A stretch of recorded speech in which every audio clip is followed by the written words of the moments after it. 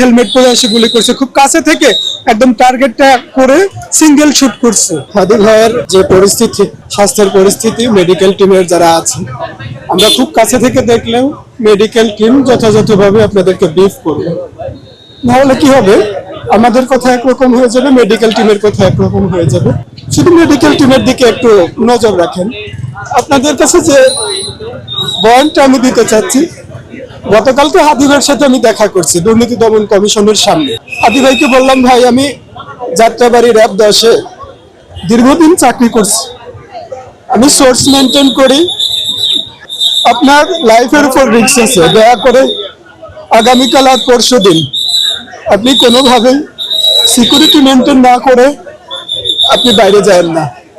আজকে সকালে আমার আসার কথা ছিল, মেট্রো রেল বন্ধ বলে আমি লোকাল বাসে এসে সময় মেনটেন করতে পারি নাই।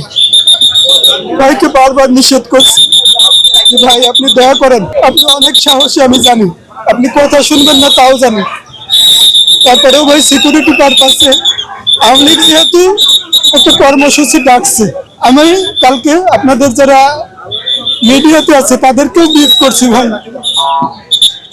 যে সাদু ভাইকে একটু সাবধান করেন, উনি তো কথা শুনবে না, উনি তো কোনো না কোনো ভাবে উনি 4-5 জন নিয়ে বের হয়ে যাবে। হাদি ভাইয়ের হাত ধরে বলে আসার পরে হাদি ভাই আজকে বেরোয় পড়ছে। আমি উত্তরার ওই পাশ থেকে আসি, মেট্রো বন্ধ, আসতে পারি নাই, লোকাল বাসে আসছি, আসার আগে শুনি হাদি ভাইকে গুলি করে দিচ্ছে। হাদি ভাইয়ের এই অবস্থা জানার জন্য এখন লক্ষ লক্ষ মানুষ মুখিয়ে আছে। আপনারা হয়তো কিছুক্ষণের ভিতরে মেডিকেল টিমের মাধ্যমে জানতে পারবেন যে হাদি ভাইয়ের অবস্থাটা কেমন।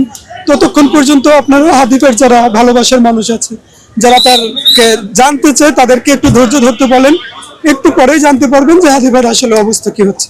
তাকে ব্লাড দেওয়া লাগতেছে, তার সিরিয়াস ইনজুরি আছে চোয়ালের নিচে, আর বিভিন্ন জায়গায় আপনারা জানেন যে হেলমেট পরে এসে গুলি করছে, খুব কাছে থেকে একদম টার্গেটটা করে সিঙ্গেল শুট করছে। আপনারা একটু মেডিকেল টিমের মাধ্যমে জানতে পারবেন। আর হাদি ভাইয়ের যারা ভক্ত আছে, যারা হাদি ভাইকে দূর থেকেও ভালোবাসে, তাদেরকে বলবো একটু ধৈর্য ধরেন, একটু ধৈর্য ধরলেই আপনারা বুঝতে পারবেন, জানতে পারবেন যে আসলে হাদি ভাইয়ের সর্বশেষ পরিস্থিতিটা কি।